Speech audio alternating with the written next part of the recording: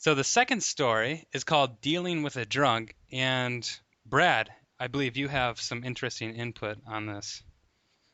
Yeah, well, I'm really interested to hear what Joshua has to say on the subject because I've spent a lot of time.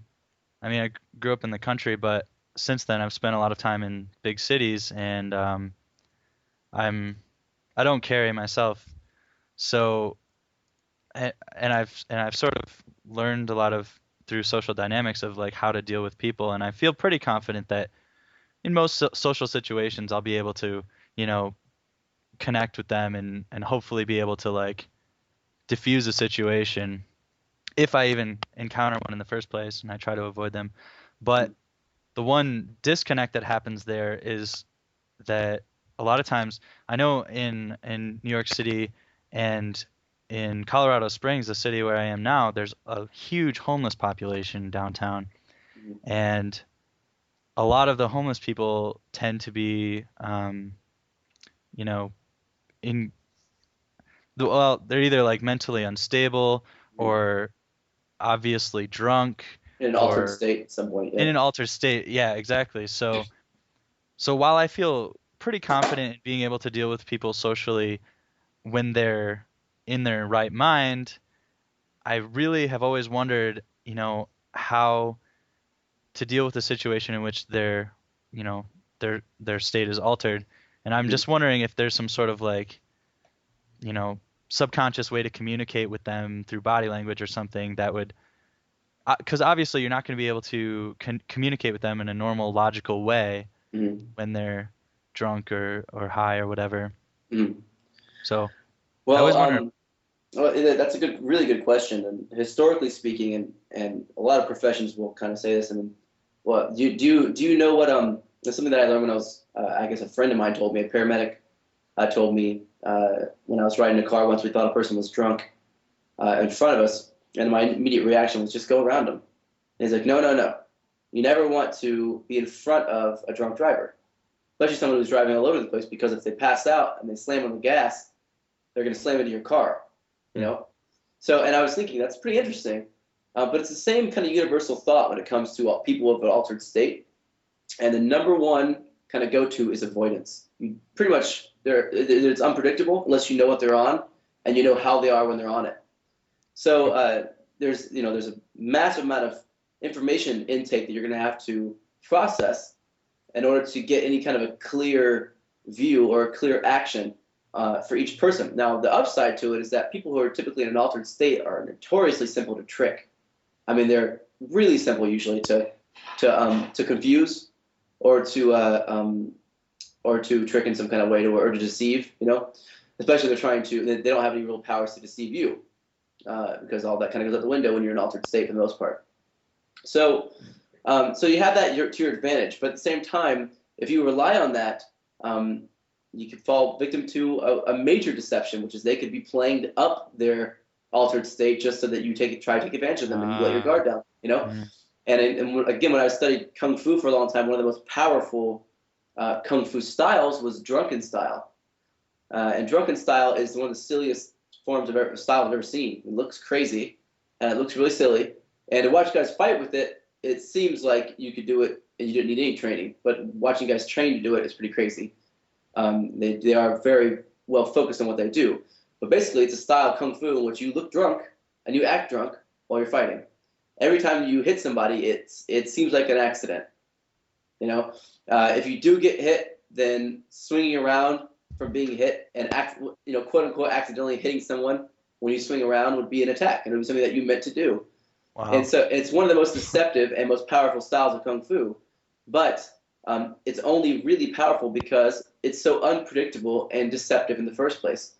So, Brad, at some level, is there a way to handle a universal way to handle it? Yeah, avoidance is really the universal way to handle someone in an altered state and keep your distance.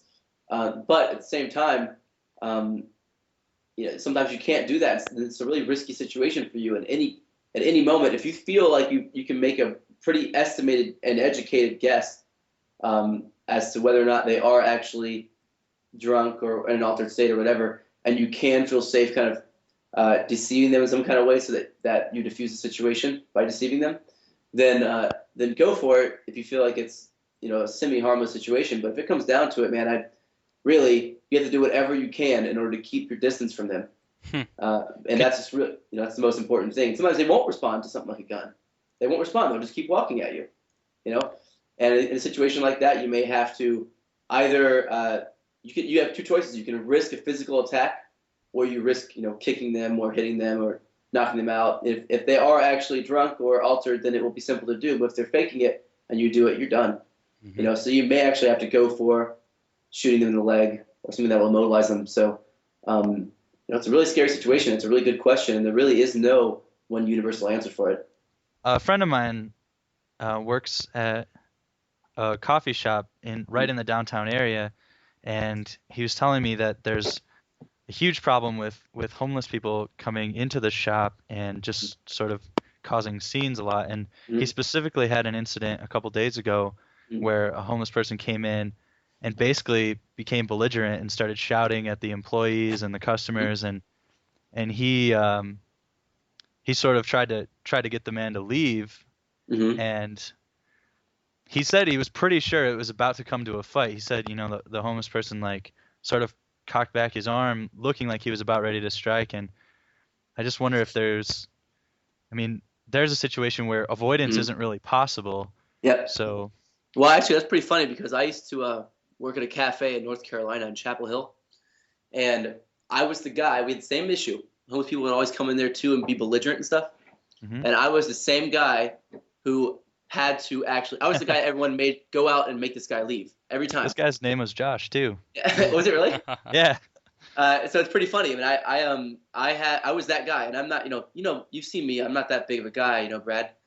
I'm, now I'm 5'11" if I'm stretched, and I was the shortest and lightest guy there. I was the smallest person who worked at this cafe, and yet I was the guy who they'd always send out as like a bulldog to make everybody leave. And I tested a bunch of different techniques to see what I could get these homeless guys to leave, especially when they were being belligerent. I mean, and the one way that I found was the most effective way to get them to leave was to walk right past them. So they thought I was going to come up and like talk to them or something. Walk right past them, walk to the door, open the door, and point outside and go, "Get out." That's it. And 99% of the time, they'd get out. Wow. They complained the whole time they were walking out. And as they left, I go, "All right, man, take it easy, man. Sorry I had to do that." That's it. And they were fine. And then they wouldn't come in as much. Sometimes they'd stand outside and be like, knock on the window and want me to come outside and talk to them and like give them money, and I never would. I never give those people money usually. But yeah, I tried everything. I tried arguing. That made it worse. I tried threatening to call the police. That does work. But if you threaten to call the police out loud in a coffee shop, sometimes people get a little bit scared. Yeah. Because they're like, "What's going on here?" So I would do that, but I just tried to save that one. That's a pretty good go-to as well. If you really want, if you can say it so that only they hear, like, "Look, man, I don't want to get the police in this. It's just leave," But I would go to the door and open the door. Like, I'd make it so all they had to do was stumble out just the same way they stumbled in, and it was simple. And because I had suggested it, and because there was so much social pressure for me holding the door open until they walked out, usually they did it. Now, if they were really drunk or something, I would physically grab them by the arm or grab them by the collar and throw their ass outside physically.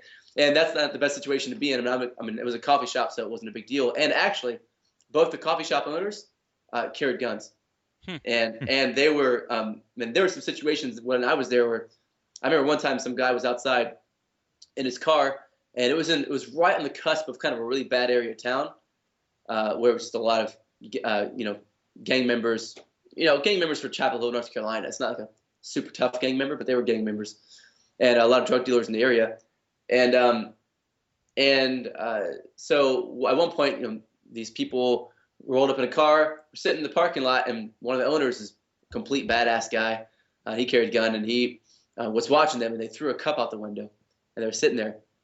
He walks outside, he picks the cup up, and the guy's window down, and he goes, "You dropped your cup," and he threw the cup in the guy's face. It still had stuff in it. Still had stuff in it, and he threw the cup in the guy's face, and the guy goes, "What?" And he's like, "I had to slap your ass." He's like, "I'll slap you, bitch." And Emmett is the guy's name who owned the cafe. Lifted up his shirt, and he goes, "I'll shoot you, bitch." And the It's like shirt, some and he had a Gran gun. Torino It stuff. was ridiculous. It was really ridiculous. And the guy rolled up his window, left, and never came back, ever. Jeez. But that's another situations where it was like, I think Emmett was just angry, and he probably shouldn't have done that. But man, Badass. there's a who is it? I forgot who said this now, and I'm kind of I feel silly for not remembering who said it. But I think it was Al Pacino that said, you get more with a kind word in the gun than you can with a kind word alone. Yeah, either or Al Capone. I'm not sure. It was Al Capone. Al Pacino was the character that played the guy. But anyway, yeah, Al Capone. I'm pretty sure it was the same guy. Crazy. I definitely would have been like, I'd have went back in the coffee shop and waited for him to come back with like 10 friends or something for an hour. I was kind of nervous. I was a little bit nervous. I'm not gonna lie. But it was risky. That's why it was risky, because it kind of put everyone else there at risk when he did it, and it was a pride issue, and it probably shouldn't have happened. But at the same time, it was effective in that respect. So it's pretty funny, Brad, that you had a guy that had same exact situation that I was in. I happened to be the guy that had to deal with all that. Again, the only thing I found that was the best way to deal with it is to put so much social pressure on them that to leave and to feel comfortable leaving, that it was easier to leave than it was to stay.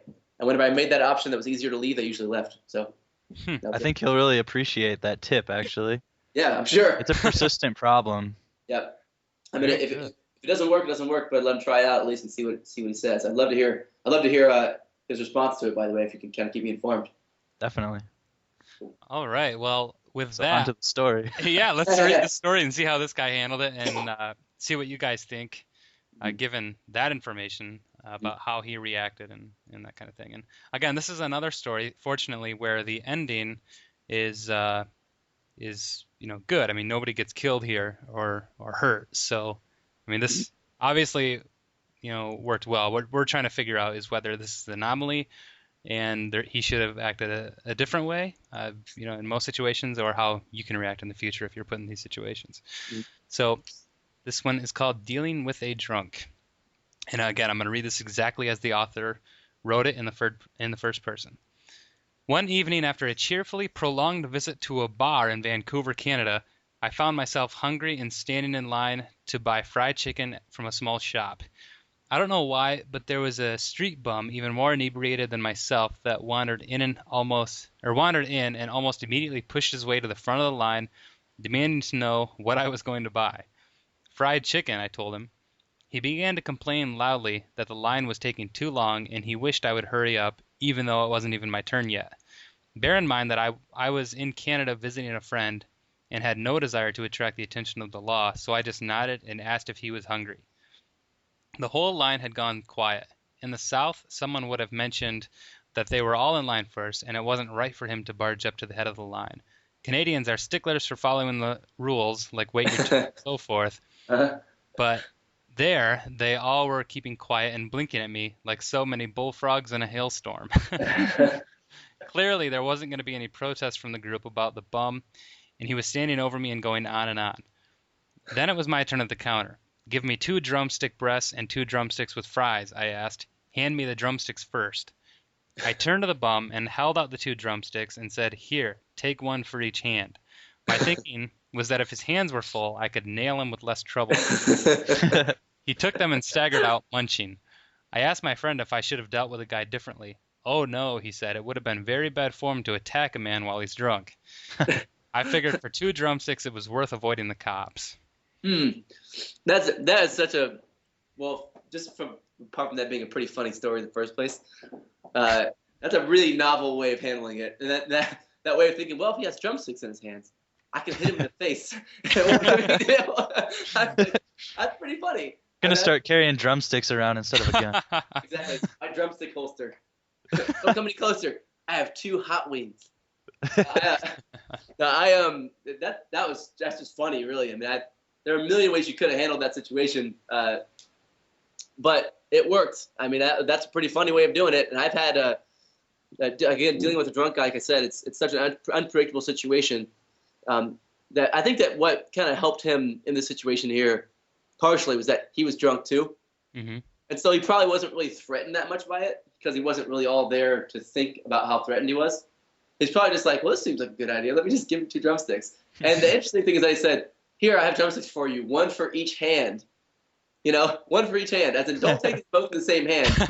And the guy didn't even think about that. He goes, okay. And he takes both drumsticks. I mean, in this situation, I just think that's really funny. And it sounded like if worse came to worse, the drunk guy probably wouldn't have been much of a problem anyway. The homeless guy wouldn't have been much of a problem. I think it would have been pretty simple to take care of him if you could watch his movements, make sure his elbows didn't get too close to you, or didn't get within range so he could attack, things like that. And you probably see it coming from a mile away. It sounded like he actually was pretty drunk if he's pushing his way forward and everything. But I don't know. What do you guys think about this? This is a pretty interesting story. I think it's really funny. I've had stories like this when I used to bartend as well. I had to deal with drunk guys that were pretty funny, and he outwitted this guy. I think that was pretty funny. But it didn't end in violence, and that's good. And I like that he was thinking about what he would do if he had to already, and kind of preparing in his head, preparing to hit this guy if he had to. And I really respect that a lot, because if it came down to it, he wouldn't have to do that. So Yeah. Go ahead, Brad. Okay.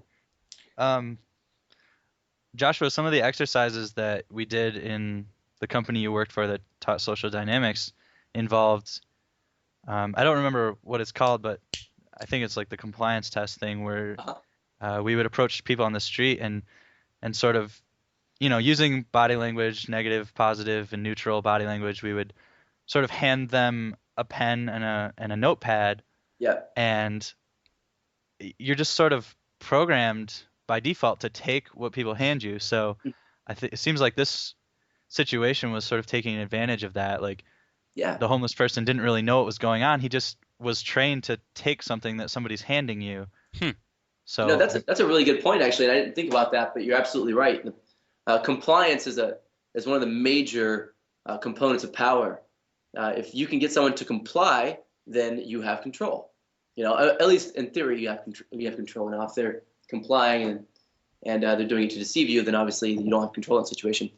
But you're absolutely right about that. I mean, in this case, whenever you hand somebody something, I mean, if you would have done this immediately, and I've done this before, where I've had someone comply immediately as soon as I meet them to something that doesn't really make any sense, like, hey, hold this for a second. And then I turn around, as long as they're standing there, they'll hold it, and they don't know what they're doing. They're just waiting for me now. I think you did that to me, didn't you? Didn't you like hand me your hat or something? I don't remember, but I'm sure I did, because I used to do it to a lot of people. Yeah. Here, hold this for a second.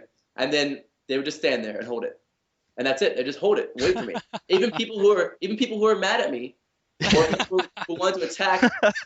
If I just said in a normal voice, hold on, just hold this for a second, thank you, and then turn around and do something, and then go thanks, and then take it back. After that act of compliance, you have a lot more control over the situation, and people are a lot more willing to work with you. It's kind of like a phenomenon to me, really. And when I first learned about it, and I started testing it, wow, was it amazing! It was just I got people to compliance is a psychology concept originally and a sales concept. And they did a lot of tests on it in the beginning, and what I heard from some of the studies, they had there was a political campaign going on in a local town where they did this study, and so and I forget where it was now. And that's kind of wrong of me. I should remember this stuff, but and they went to this person's yard and they knew it was supporting this certain candidate, and they go, hey, do you mind if we put this 12-foot by 12-foot billboard in your lawn for this campaign? And they were like, no. I mean, I'm going to vote for him, but you can't put that in my lawn, dude. What are you talking about? No. So they're like, oh, I'm sorry. Okay. Well, would you mind putting this sticker on your car? And they were like, okay, I'll put the sticker in my car. Okay, cool. So they go out and put the sticker in their car. Came back the next day, and they're like, thank you so much for putting the sticker in your car. I was just wondering, since you had the sticker in your car, if you wouldn't mind putting this little tiny sign. It was like a 2-foot by 2-foot sign in the corner of your lawn, kind of by the sidewalk. And they're like, no, go right ahead. It's perfectly fine. Cool. Put it over there. A couple days later, they come back. Hey, we had to switch out the sign for a new one. Do you mind if we switch it out? No, go right ahead. Switch it out for a little bit bigger one. And then finally, they were like, I really appreciate your support very much, and you're obviously not afraid to show how much you really appreciate this candidate and you support this candidate. Do you mind if we put a 12-foot sign in your yard? And they're like, okay. And they said, okay. And that was a complete compliance test. It was a slippery slope of compliance. And that is starting out with something small and then working your way back up. That was also a foot and door technique, which is another a sales and psychology tactic where he said, hey, you want to buy $1 million house? No. Well, how about this $100,000 house? Okay. You know, well, Yeah, that's a step down. So I'm more comfortable in that because I've already, I've agreed not to do the other one. So it seems great in comparison. Um, absolutely. And beyond that, even in sales, especially, the whole trial membership thing for like $1 uh-huh. is a huge compliance test Mhm. because I mean a lot of studies have shown if you can get somebody to sign up for something and pay $1, Mhm. like just getting them to give you their credit card information one time, like obviously you're not going to keep the information, but they'll be a lot more likely to buy your full product later on or something. Right. And I had a friend who was really, really, really smart marketer, and he was kind of explaining to me something once that was we had a conversation about marketing, and he was like, it's harder to sell a free item than it is to sell an item that costs money. And I was like, that's pretty interesting, because if you're giving it away for free, you have to convince them it's worth something, and then they have to do all the same stuff anyway they would normally do if they're going to pay for it. Say you just want to collect their information, but it was going to be free. You would sell more if you charge something for it than you would if you didn't charge anything, because you're right, the compliance is the big pain. It's not necessarily the money that's the issue. It's having to do all this work. So but doing the work for somebody, handing them something, like you're right, Brad, that exercise that we did before, it was a big eye opener for showing you how much power you have over compliance. And if you didn't learn to use compliance during that exercise, you would not ever be finished, because you'd never be able to do it. It just wouldn't work. So, and that was kind of the point of part of the exercise, was that learning that people will do what you ask them to do for the most part. And I think that I read a story today actually on the USCCA newsletter, and it was basically about a guy who had yelled out commands to someone, yelled out their intent and yelled out their command to someone, and the person just kind of complied and did it. Yeah. And that is in an aggressive manner. Sometimes it won't work, but in this situation, it saved his life potentially. And it looked like it was going to. It looked like he was about to have to fire somebody, and it really saved, at least saved the intruder's life. Right. And whether or not that's a good thing, I don't really know, but at least no one was hurt and they didn't have to deal with anything. So yeah, I mean, a little bit of compliance will go a long way here, and I mean, having someone like in this case hold 2 drumsticks, which the more we talk about this story, the more I want fried chicken. I know I'm getting So, hungry. my mouth is watering. I want some. But yeah, in this story, having the guy hold these drumsticks was a massive turn of power in that Yeah. situation. And So, even, I mean, it relates right back to you holding the door open too. I think that's brilliant. yeah, same exact thing. Awesome.